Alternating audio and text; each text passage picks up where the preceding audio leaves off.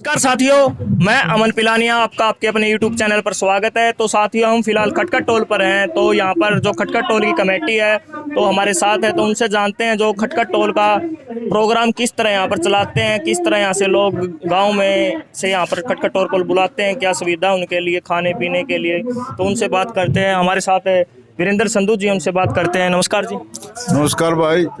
आंदोलन को 4 महीने का समय हो गया है, 300 से ज़्यादा किसान भी शहीद हो गए हैं। जब ये आंदोलन चला तभी से खटखट टोल पर जो धरना दिया गया है, कैसे मतलब उसको चलाया जा रहा है? कोई कमी यहाँ पर, कोई मतलब कमी आई आपकी? देखिए, हम -2 डिग्री में भी यहाँ बैठे थे और अभी 40 के करीब हो जाएगा, थोड़े दिन में 47 पे भी जाएगा। हम तो लंबा सिस्टम लेके बैठे हैं। और यह व्यवस्था की जो बात है, किसान अपने गांव से दूध लेके आते हैं, चाय चीनी लेके आते हैं, घर से खाना खा के आते हैं, जा शाम को घर जाके खा लेते हैं। चाय की व्यवस्था, बिस्कुट की व्यवस्था यहाँ चलती है। और नज़दीक 2 किलोमीटर में लोगों के सहयोग से भंडारा भी चल रहा है। दिन रात 24 घंटे जो पंजाब से साथी आते हैं सबके लिए बिल्कुल बहुत बढ़िया व्यवस्था है। लस्सी दूध भंडारे पे भी जाता है, यहाँ पर भी आता है और बहुत बढ़िया व्यवस्था। संधू जी, हम सिंगू बॉर्डर की बात करें और टिकरी बॉर्डर की बात करें, सिंगू बॉर्डर पर पहले कच्चा टेंट था और पक्का टेंट लगा दिया। टिकरी बॉर्डर पर भी पक्का टेंट लगा दिया। आगे बारिश है, तूफान का मौसम देखते हुए यहाँ पर 2-3 दिन पहले यहाँ पर जो टेंट था वो टेंट उखड़ गया। अभी भी तूफान आया हुआ है। आगे मतलब कोई पक्का टेंट की कोई व्यवस्था होगी? बिल्कुल, ये आपने सही वाजिब सवाल किया आपने। अगला मौसम देखते हुए चंद रोज में 1-2 दिन के अंदर ही हम इसको फाइबर की सीट से पक्का करेंगे। बिल्कुल पक्का करेंगे। बारिश का, तूफान का सारा बंदोबस्त करेंगे। और हमने जो ये पूड़ी पाड़ी का, जैसे अभी आज थोड़ी देर नज़दीकी टोल के नज़दीक ही थोड़ी आग लगी है, तो इस किस्म की वो बुझा दी किसानों ने यहाँ से जा करके। तो उन सारी चीज़ों के, तूफान को, आंधी तूफान को, आग लगने की व्यवस्था को देखते हुए ये पूड़े पड़े कुछ तो हमने हटा दिए यहाँ से। आपने देखा होगा, इस आपके सामने पड़े थे, उनको हटा दिया और कुछ को और हटा करके और पक्का सिस्टम जो वहाँ का है उसी प्रकार से यहाँ भी फाइबर का, या वो तो कमेटी जैसे पास करेगी, फाइबर का थोड़ा सस्ता पड़ जाएगा। और जो सीमेंट की चद्दर है उसका भी कोई प्रपोजल आया है, तो सारी बात सबका निकाल। यहाँ पर जो खटखट टोल पर जो धरना है, यहाँ पर किसान जो उचाना से आते हैं, दूर से भी कोई आता है किसान? मतलब देखो, यहाँ से 7 दिन में गांवों की ड्यूटी है। अच्छा। एक रूटीन में, जैसे आज वीरवार है, वीरवार को 14-15 गांवों की ड्यूटी है, वो आते हैं। जो कल आने वाले हैं उनका आज बता देंगे भाई कल इन गांवों की ड्यूटी। यानी कि धरना जो अभी सीजन चला हुआ है किसान का, उसमें ये तरीका अपना करके हमने ऐसा सिस्टम बनाया कि भाई धरने के ऊपर कोई कमी नहीं रही। 7 दिन में एक गांव का 1 नंबर आता है, तो 14-15 गांव यहाँ आते हैं। यानी कि अभी कटाई के सीजन में यहाँ पर कोई मतलब ही नहीं हमारी यहाँ संख्या कम हो, बढ़ सकती है, घट नहीं सकती। सिंधु जी, हम दिल्ली बॉर्डर्स पर जो किसान बैठे हैं उनकी बात करें, वहाँ पर फायर ब्रिगेड से लेकर एम्बुलेंस तक की सुविधा है। अगर कोई किसान बीमार हो जाता है तो उनको हॉस्पिटल में ले जाने के लिए एम्बुलेंस है। तो या क्या खटखट टोल पर एम्बुलेंस की कोई सुविधा है यहाँ पर? नहीं, देखिए, सरकार की तरफ से हमने ना तो चंदी और ना हमें जरूरत। लोकल हमारे यहाँ आसपास के डॉक्टर हैं, दवाई दे भी जाते हैं, उनको बता भी देते हैं भाई छोटी मोटी बीमारी की वो दवाई यहाँ दे भी जाते हैं। और एक महिला विंग की जो जिला अध्यक्ष है, डॉक्टर है वो सिकम, वो भी अपनी दवाई लेकर के आती है। और वो भी ऐसी हमने अपनी लोकल व्यवस्था बनाई हुई है बीमार। धन्यवाद। नमस्कार जी। नमस्कार दोस्त। अब ये आंदोलन चला हुआ है, लंबा समय हो गया, किसान का कोई मूड नहीं है। सरकार जो किसानों की मांग को मानेगी, मनोहर लाल खट्टर ने भी कहा अगर किसानों की मांग को मानना होता तो 2 महीने पहले मान लेते, अब नहीं मानेंगे। तो उस पर क्या कहेंगे आप? अगर नहीं मानेंगे तो ये आंदोलन यूं ही जारी रहेगा, क्योंकि मनोहर लाल खट्टर को जो है ये नहीं कि वो राजा है इस देश का। 4 साल के बाद 2024 में फिर चुनाव आएंगे, उसके बाद देखेंगे। लेकिन जो हमारी मांग है, या तो ये कहने के भाई ये नाजायज मांग है, जायज नहीं है, परंतु अभी तक कोई भी भारतीय जनता पार्टी का आज तक कोई ऐसा मुझे नेता नहीं मिला जो ये सेटिस्फाई कर दे लोगों को भी ये जो कानून 3 बनाए गए हैं ये वाकई में इस तरीके से किसान के हित में है। किसान के लिए तो है ही नहीं, ये किसान का तो सिर्फ नाम है। ये वाक्य में जो है पूंजीपतियों के लिए भंडारण की क्षमता बढ़ाने का जो स्पेशल जो एसेंशियल कमोडिटी एक्ट जो इन्होंने अमेंडमेंट किया है, उसके अंदर कौन ऐसा किसान है जो भंडारण करता है? किसान तो जो है मुश्किल से अभी दिन गिन रहे हैं लोग कि कब गेहूं जो है हमारे आए और हम काट के मंडी में गिरे, लोगों का कर्ज चुकाना है। जहां तक कॉन्ट्रेक्चुअल जो है फार्मिंग की बात है, उसके अंदर भी जो है किसान ने कहीं पर जो है ये चीजें किसान के हित के लिए नहीं है। नहीं तो ठेके की खेती तो अभी भी चल ही रही है। अगर मेरी खेती मान लिया मैं नहीं कर रहा हूं तो मेरा भाई कोई जो है उसके ऊपर दाम के ऊपर लेकर के जो है खेती करता है। ये व्यवस्था तो पहले से चल रही है, लेकिन ये जो इसको कानून के दायरे में बांध दिया, इसके अंदर कई पेचीदगियां हैं जो किसान के हित में नहीं है, इसलिए जो इसका विरोध हो रहा है। और जो तीसरा इन्होंने कहा कि हम मंडियां खत्म करने जा रहे हैं, मंडियों में टैक्स नहीं पड़ेगा, मंडी के पैरेलल मंडी। एक तो जो इंफ्रास्ट्रक्चर के ऊपर इतना पैसा सरकार ने पहले से लगा रखा है हरियाणा के अंदर, जो है आप उसी के अंदर भेज दो ना। और से जो दूसरे बायर जो खरीदार हैं, जिसने जो यहाँ कह रहे थे जो बाहर खरीद रहे हैं वो मंडी में जाके खरीद लें, रोका किसने है उनको? बल्कि और कंपटीशन बढ़ेगा अगर दाम अच्छे मिलेगा। हम मंडी की बात करें तो आज 1 अप्रैल है, आज फसल खरीद का जो उन्होंने कहा 1 अप्रैल से मंडी स्टार्ट हो जाएंगी। उन्होंने कहा है मंडी में किसानों को कोई भी मतलब असुविधा नहीं होगी, खाने पीने के लिए, आराम करने के लिए हर सुविधा होगी। क्या मतलब किसानों को मंडियों में हर प्रकार की सुविधा मिलती है?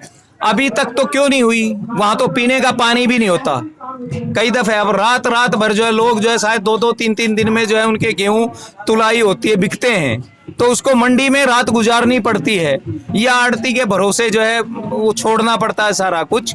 अगर ये व्यवस्थाएं वहां होती, अभी पहली बात तो वहां पर कोई ऐसा मैंने तो देखा नहीं है कि इतना बड़ा कोई रेस्ट हाउस हो जिसके अंदर इतने जो है किसान वहां पर आराम कर सकें। वहां पीने के पानी की भी व्यवस्था नहीं है जींद के अंदर जो है।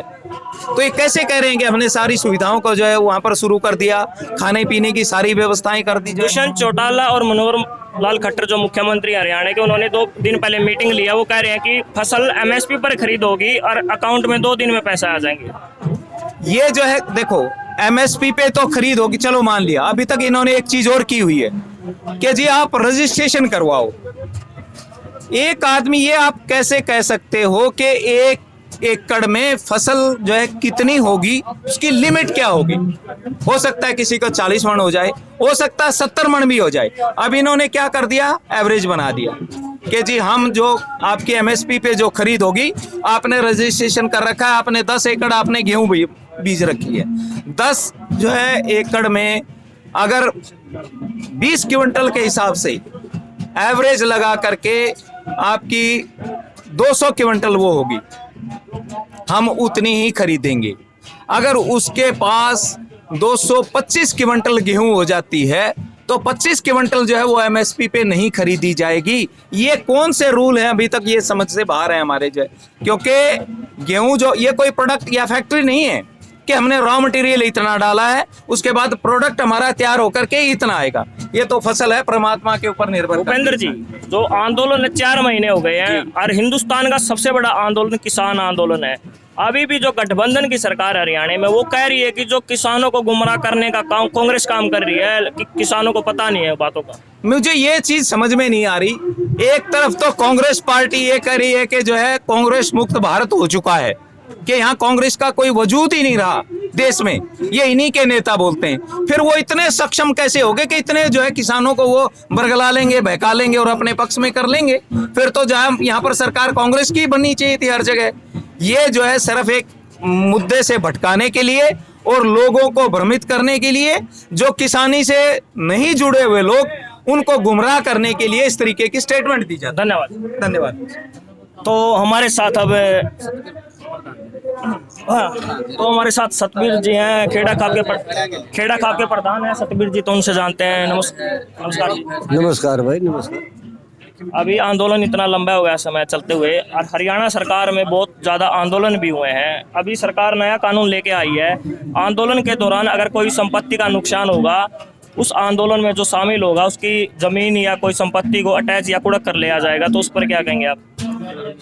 ये सरकारी से कानून तो 6 सालों की लेन देन भाई, कुड़क कराया जाएगा, 1 करोड़ जुर्माना लाया जाएगा, पराली जलाई जाएगी उस पर जुर्माना लगाया जाएगा, किसान कहीं बाहर जाएगा उस पर जुर्माना लाया जाएगा, कहीं मास्क के जरिए जुर्माना लाया जाएगा, कहीं कोरोना के जरिए जुर्माना लाया, ये तो जुर्माना ला रहे हैं।